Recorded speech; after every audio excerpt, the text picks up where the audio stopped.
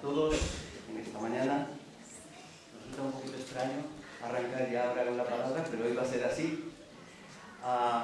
Así que vamos a estar considerando dentro de este tema de las relaciones que volvemos a retomar en esta mañana el tema de la amistad.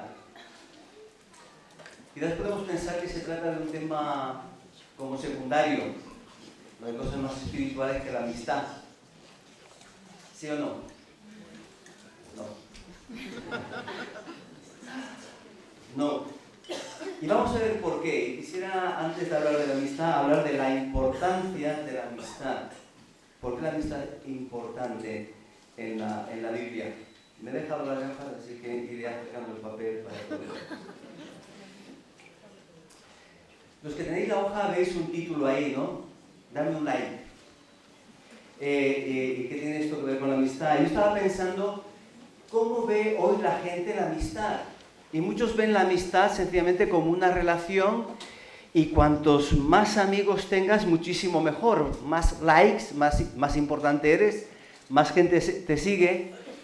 Pero esto nos lleva a una confusión importante, ¿no? Confundimos seguidores con amigos.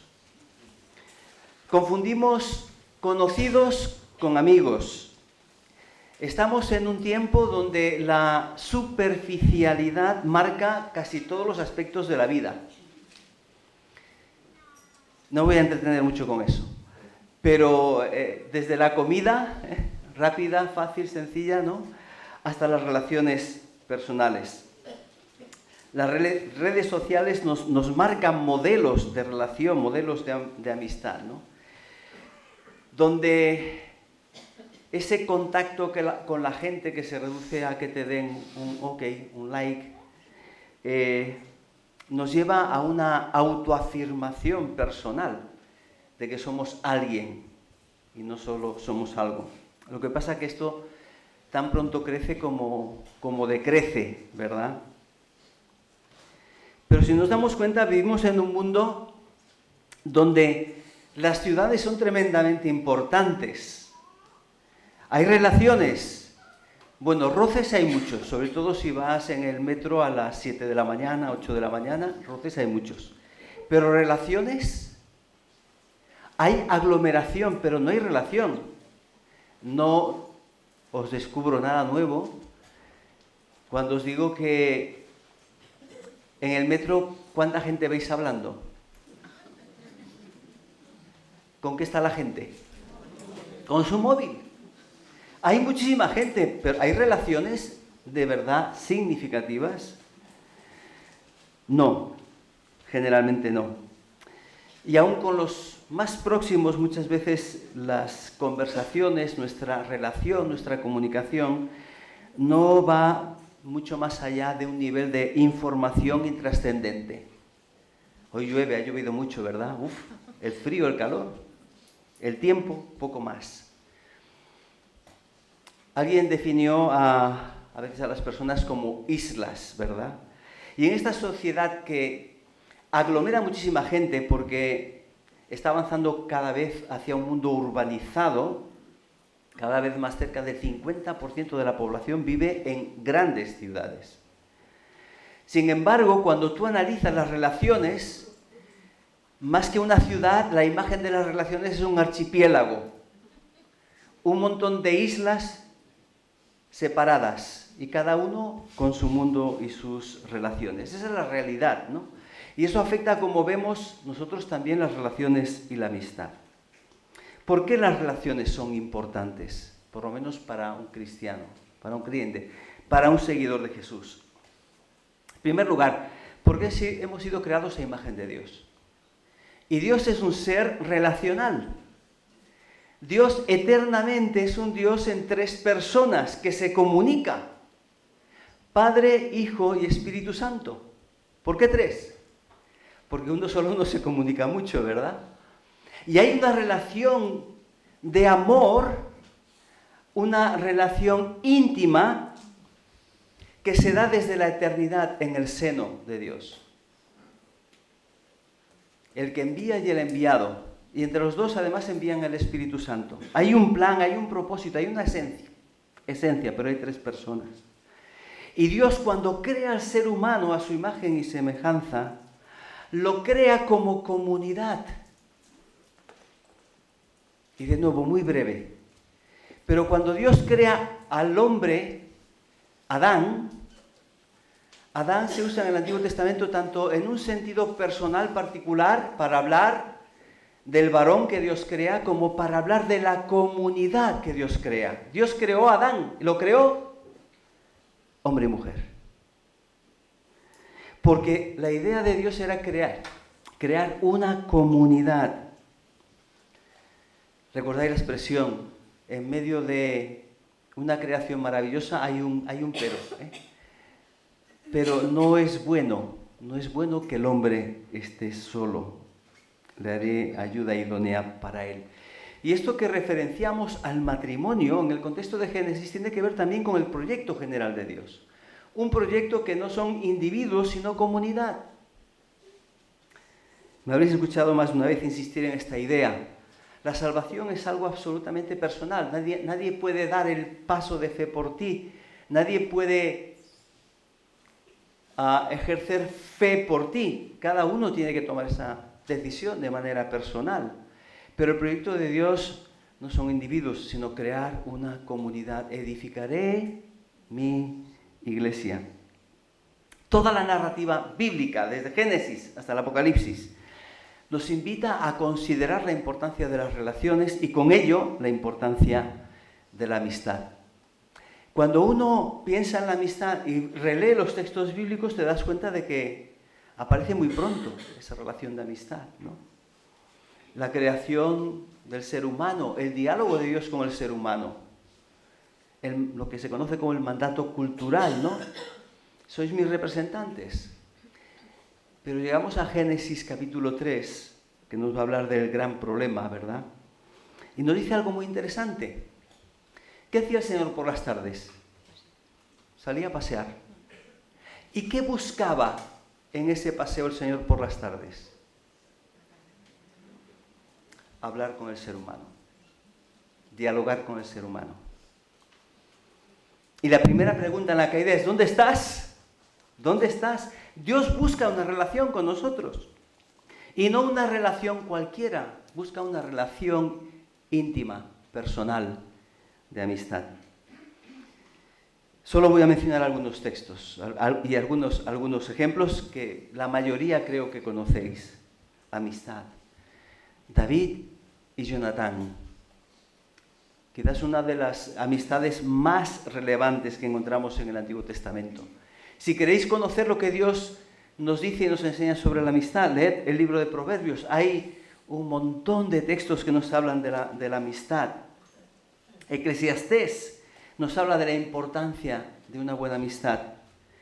Y aunque es un texto que también usamos para los matrimonios, pero está hablando no solo del matrimonio, sino de la necesidad que tenemos como personas. Fijaos, mejores son 2 que 1, porque tiene mejor paga de su trabajo.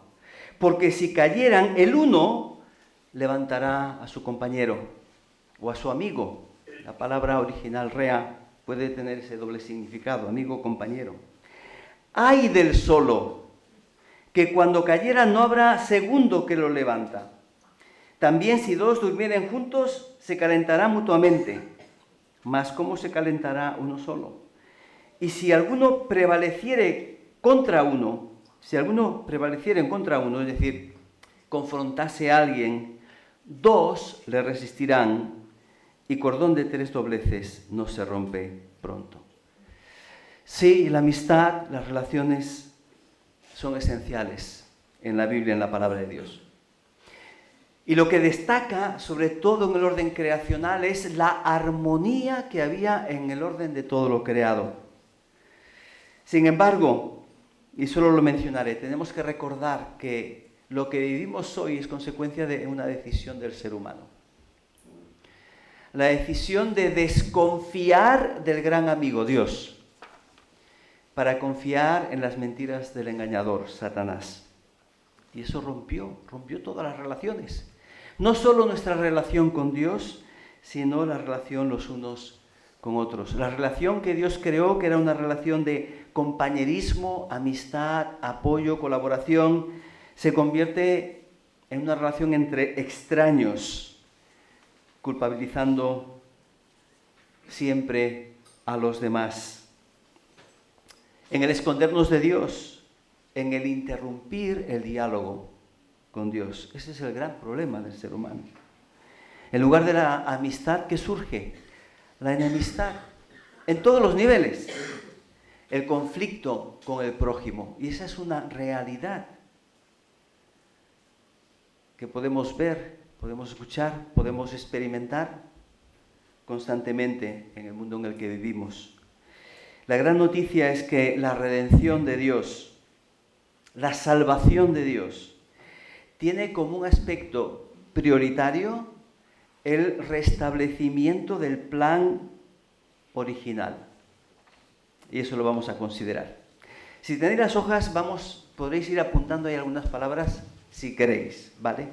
Pero vamos a hablar ahora de el ámbito de las relaciones de amistad. Hemos dicho, es importante, Dios nos ha creado para eso. Y la salvación tiene que ver con eso. Y cuando Dios restaura las relaciones, eso significa que tenemos que cuidar las relaciones en todos los ámbitos con los que nosotros estamos vinculados. En primer lugar, muy importante, las relaciones de amistad en el ámbito de la comunidad cristiana, de la iglesia. Escuchad este texto desde la perspectiva que estamos considerando hoy de la amistad. La obra de Jesús, ¿con qué tiene que ver? Con salvarnos, ¿sí? Pero escuchad Efesios 2:14. Porque Cristo es nuestra paz, que de los dos pueblos, judíos y gentiles, dos pueblos enemistados, enemigos, de los dos pueblos ha hecho uno solo, derribando mediante su sacrificio el muro de enemistad que nos separaba y haciendo de los dos un nuevo proyecto humano, una nueva relación humana.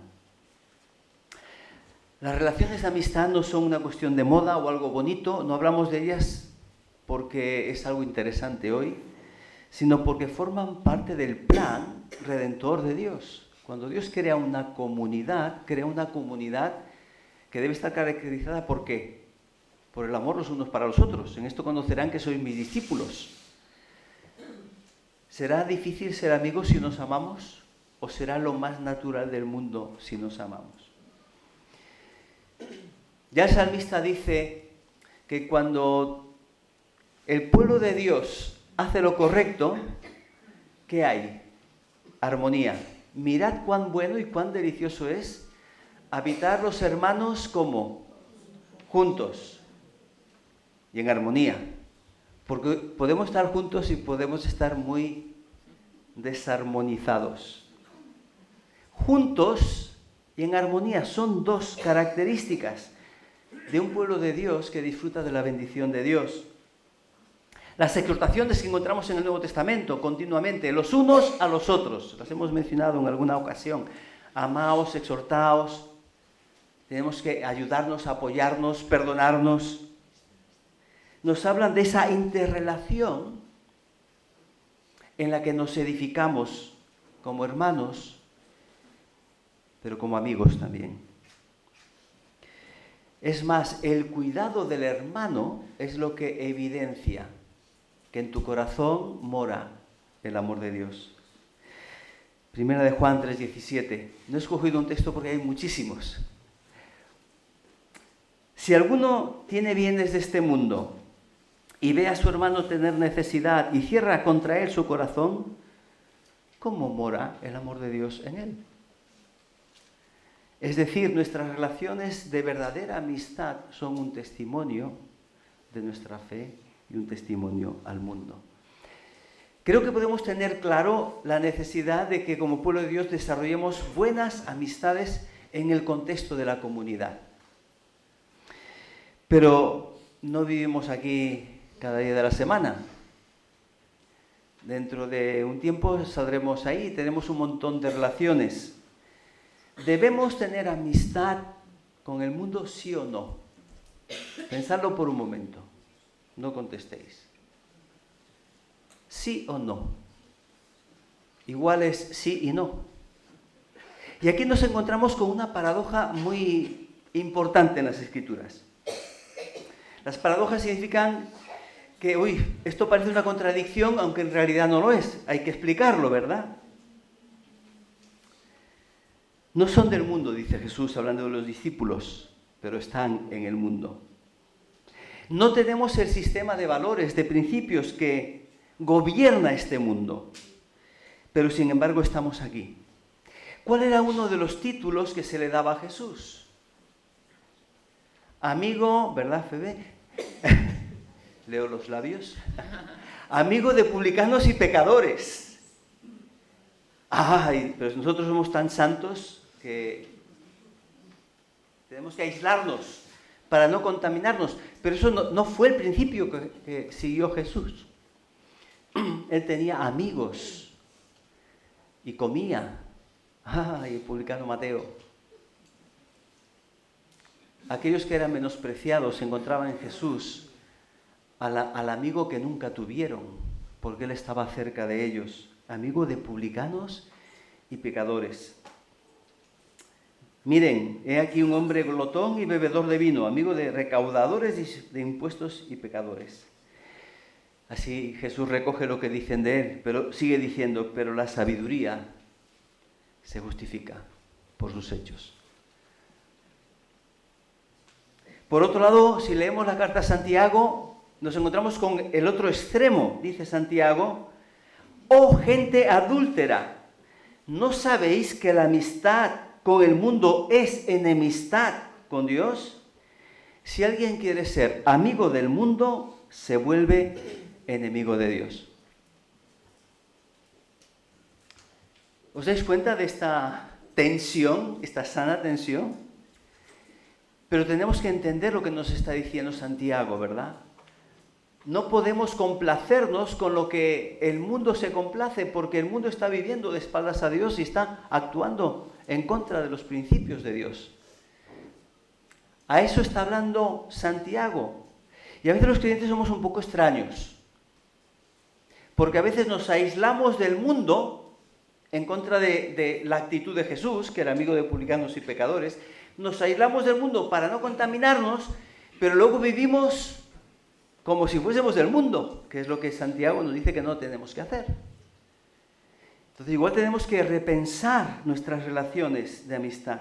Es más, en algún caso las palabras de Jesús son un tanto provocadoras. Por eso os aconsejo que ganéis amigos utilizando las riquezas de este mundo. Así cuando llegue el día de dejarlas, habrá quien os reciba en la mansión eterna. Es decir, aun en el contexto del mundo podemos tener buenas relaciones si sabemos administrar las cosas temporales de una manera sabia, de una manera correcta. Pero sin duda, nuestra relación con el mundo tiene que ser examinada. Lo tenemos que hacer todos, pero quizás esto sería un consejo importante para los más jóvenes. No os dejéis engañar. Las malas compañías, algunos traducen las malas conversaciones, pero está diciéndose el ambiente en el que tú te mueves, las malas compañías corrompen las buenas costumbres. Y aquí tenemos que pensar también la forma en que las amistades nos condicionan en nuestra forma de ser, en nuestra forma de actuar. Habría mucho que decir, ¿no? La forma en que las amistades presionan a veces nuestra forma de conducta. Queremos quedar bien, no queremos quedar mal. Y hacemos las cosas no por convicción, sino por presión. En todo caso, en el mundo, y la forma de entender la amistad tiene que ser siempre desde la perspectiva de que nosotros somos sal, que debe sazonar y que debe preservar. Y finalmente, otro ámbito de relación, hemos hablado de la comunidad cristiana, del mundo. El tercer ámbito es la relación con Dios.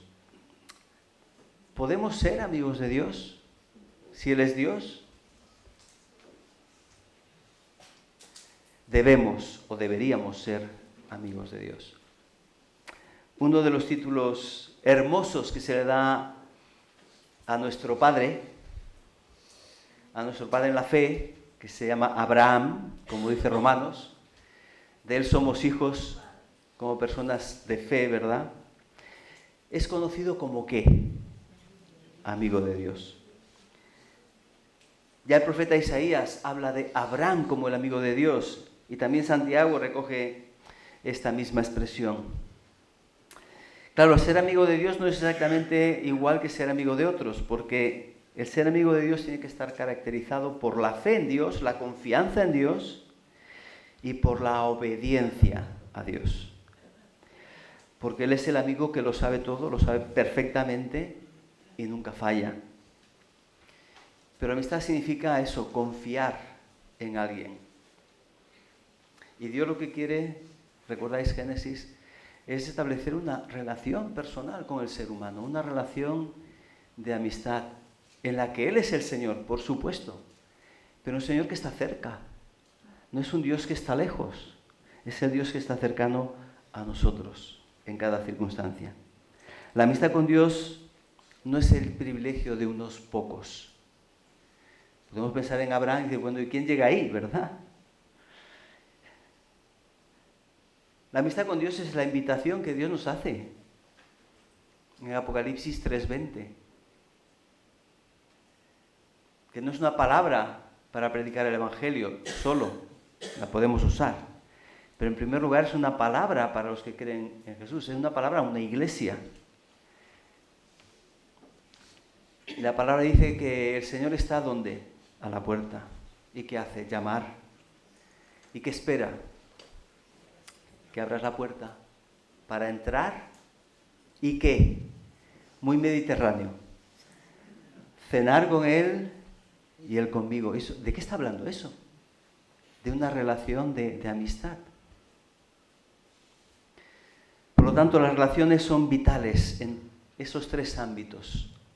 La comunidad cristiana, el entender cómo nos relacionamos con el mundo. Sí, podemos ser un testimonio, tenemos que tener amigos en el mundo, pero luego veremos qué habrá que hacer. ¿Cómo escogemos los amigos? Eso también será muy importante, ¿verdad? 3 niveles de relaciones. Todos tenemos 3 niveles de relaciones al menos. Estoy tratando de condensar mucho. Todos tenemos conocidos. Gente con la que nos relacionamos, pero no hay un vínculo personal más allá, digamos, de la coincidencia en algunos espacios, ¿no? Pues sí están ahí, igual si los conoces les ayudas, pero solo son gente que conoces, nada más, ¿no? Pero también en la vida espiritual, a veces los creyentes estamos en este nivel de relación con Dios. Dice Gálatas, pero ahora que ya conocéis a Dios, o mejor dicho, ahora que Dios os conoce, ¿cómo es que volvéis a dejaros esclavizar por estas realidades mundanas que no tienen fuerza ni valor? Es decir, el apóstol Pablo está diciendo a los Gálatas, sí, conocéis a Dios. Y él, lo mejor es que los conoce a vosotros, ¿eh? Pero eso no significa que estemos viviendo de acuerdo a lo que Dios desea. La iglesia de los Gálatas estaba desviándose de la verdad de Dios. Quizás lees la Biblia, oras, sí, conoces a Dios. Hay un personaje en el Antiguo Testamento que conocía bastante de Dios y tenía temor de Dios. Se llamaba Job. Pero no fue sino a través de una prueba dura, difícil, que le llegó a entender en profundidad quién es Dios. ¿Estás pasando por un mal momento? Ahí es donde se descubren los buenos amigos. Y Dios es el mejor amigo. Y Job, después de la experiencia, puede decir, de oídas te había oído,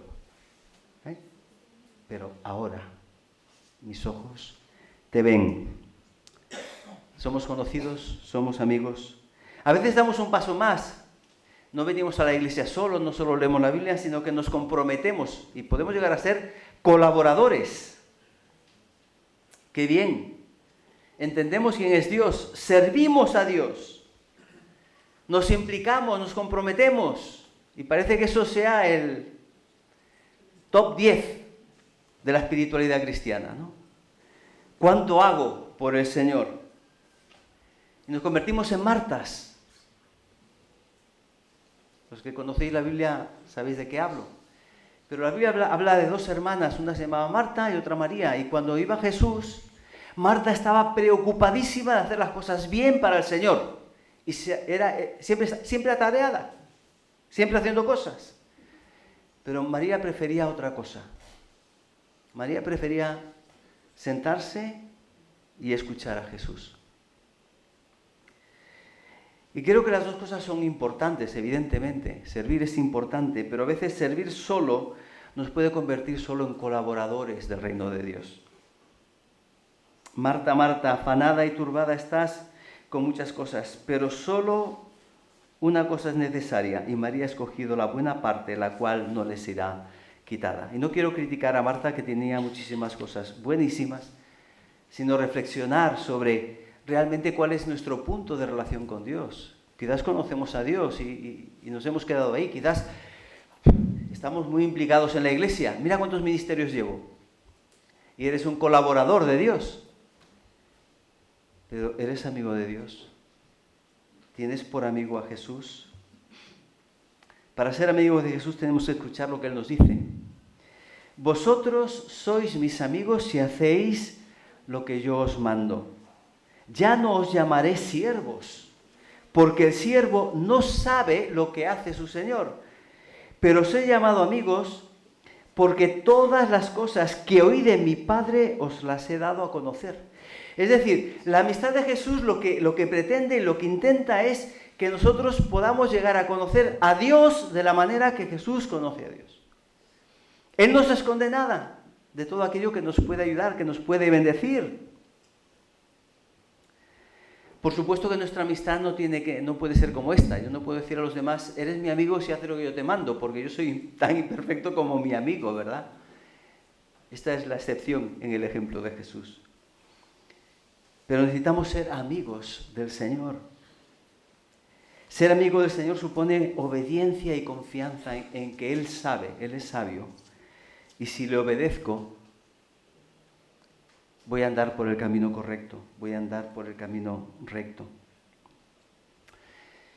Aún dentro de los amigos, un apunte más, qué interesante, aún dentro de los amigos hay niveles de amistad. Tenéis amigos, seguro, alguno tenemos, ¿verdad? Pero tenemos amigos íntimos. En la Biblia muchas veces se habla del círculo íntimo de Jesús. Jesús amaba a las multitudes, pero trabajaba con un grupo de 12 discípulos. Y en los momentos difíciles, ¿qué hacía? En los momentos difíciles o especiales, recogía un pequeño grupo dentro de los 12. Tenía 3 amigos muy especiales. Se llamaban Pedro, Jacobo y Juan. Solo ellos 3 tuvieron el privilegio de acompañar a Jesús a un monte y verlo transfigurado. Los amigos íntimos están en los momentos más difíciles y de crisis. Y si leéis la parte final en la vida de Jesús, después de la última cena, Getsemaní, cuando Jesús va allá al monte para orar al Padre, ¿le acompañan cuántos? Los 12, bueno, 11, perdón. Judas ya no estaba. Allí estaba, pero en el momento de más intensidad, ¿sabe lo que hace Jesús? Llama a Pedro, Juan y Jacobo y dice, acompañadme, vamos a separarnos un poquito. Y ahí les abre su corazón. Cuando lo que siente Jesús es la angustia de la separación del Padre, porque la cruz está delante. Necesitamos fomentar la amistad entre nosotros, pero necesitamos, qué importante es identificar también un grupo íntimo de amigos creyentes que nos puedan acompañar en el problema y nos puedan acompañar trayendo también a nosotros la palabra de Dios. Avanzamos ya rápidamente hacia el final porque quisiera dejar ahí algunas actitudes. Amigos, ¿cómo podemos fomentar la amistad? ¿Qué nos dice la Biblia en cuanto a esto? Yo diría que hay 3 actitudes importantes para que haya una verdadera relación de amistad. En primer lugar, las voy a mencionar ya. Transparencia. No hay amistad si no hay transparencia. Fidelidad, por supuesto, ¿verdad? Y amor en la verdad. Transparencia. No puede haber verdadera amistad si no es desde la honestidad. No os mintáis los unos a los otros, dice el Nuevo Testamento. Se lo dice a los creyentes. Aunque siempre debemos hablar la verdad, con el amigo podemos ser honestos y podemos ser vulnerables. Esto es algo que nos cuesta muchísimo a todos. ¿O no? ¿Abres tu corazón a cualquiera? ¿Le dices lo que piensas? ¿Y los malos pensamientos que a veces te pueden venir a la cabeza? Eso tiene que ser en un círculo muy especial, donde tú puedes ser vulnerable porque hay absoluta confianza. Hay sinceridad. Si queremos profundizar en la amistad, tiene que haber transparencia. Debe haber fidelidad, tienes que ser confiable. Una persona confiable. Que sabe guardar el secreto, dirá el libro de Proverbios, ¿verdad? No lo divulga. Que no murmura. Que tienes un compromiso con esa persona. Dice Proverbios 27:10, capítulo 27 hay unas cuantas temas sobre la amistad. Dice, no abandones al amigo, ni al tuyo, ni al de tu padre. No vayas con tus problemas a casa de tu hermano. Más vale amigo cerca que hermano lejos. ¿Por qué? Porque el verdadero amigo está comprometido en ayudarte y hacerte bien. El amigo de verdad es aquel que te pone por delante. Ni se anula, ni se abandona, pero te pone por delante. Está dispuesto a sacrificarse por ti.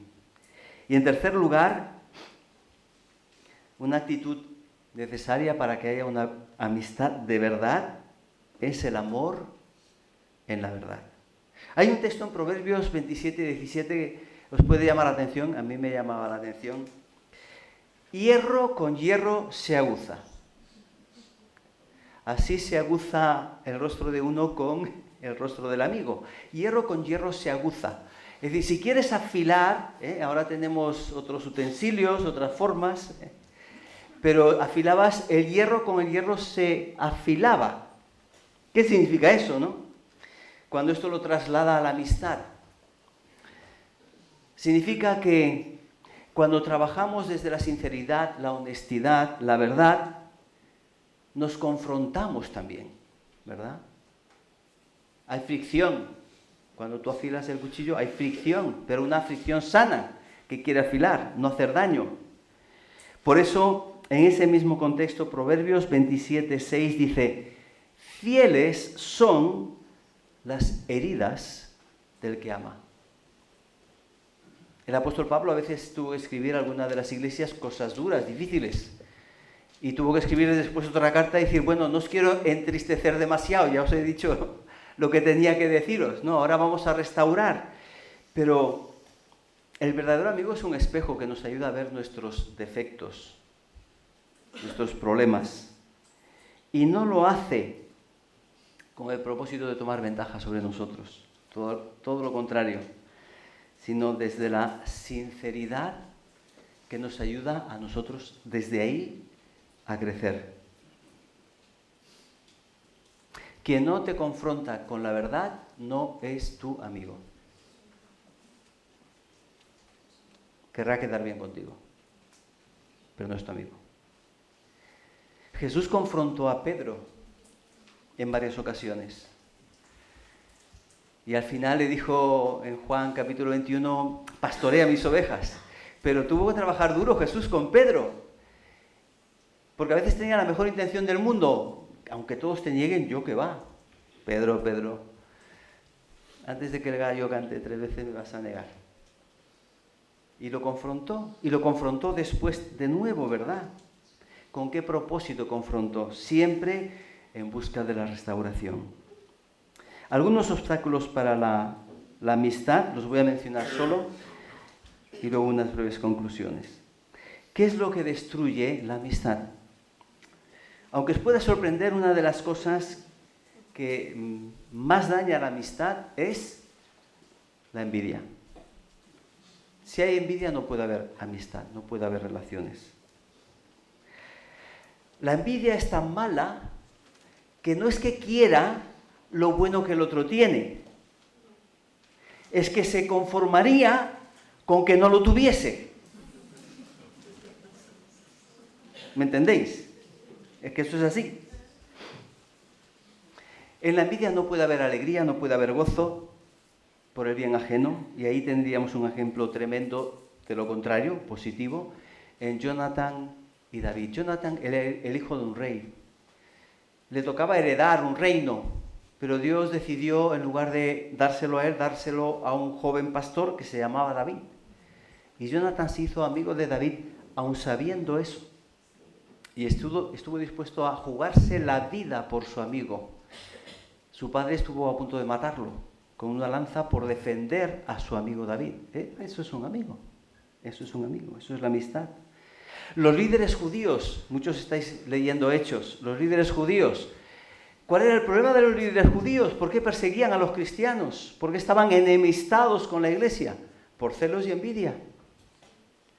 Porque la gente se iba detrás de los cristianos, escuchaban el mensaje del Evangelio y a ellos les quitaban popularidad. El engaño mata la amistad. Hay amigos que solo están ahí cuando todo va bien. Si eres popular, tienes dinero, tendrás muchos amigos. Se va la popularidad, se va el dinero, se va la fama.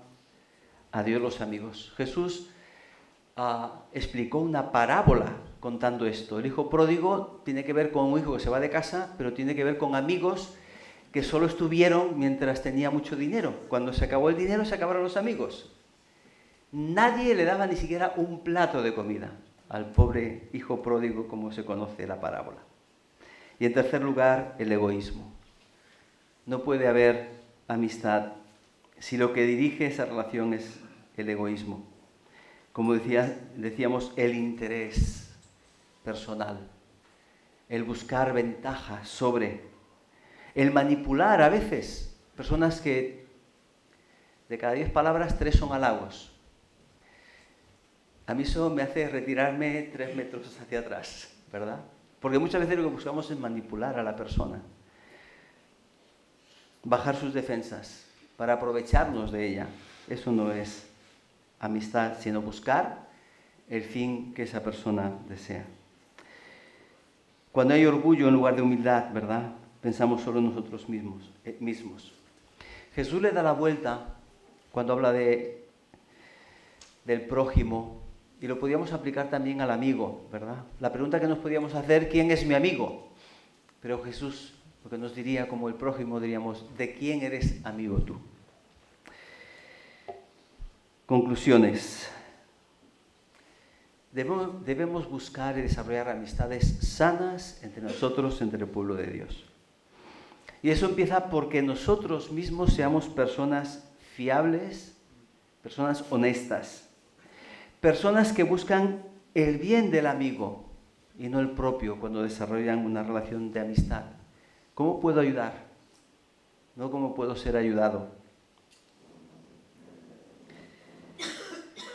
Amistades que son sabias al buscar a quién y de quién quiero ser amigo. ¿Recordáis el texto que mencionábamos? 1 Corintios 15:33. Las malas compañías corrompen las buenas costumbres.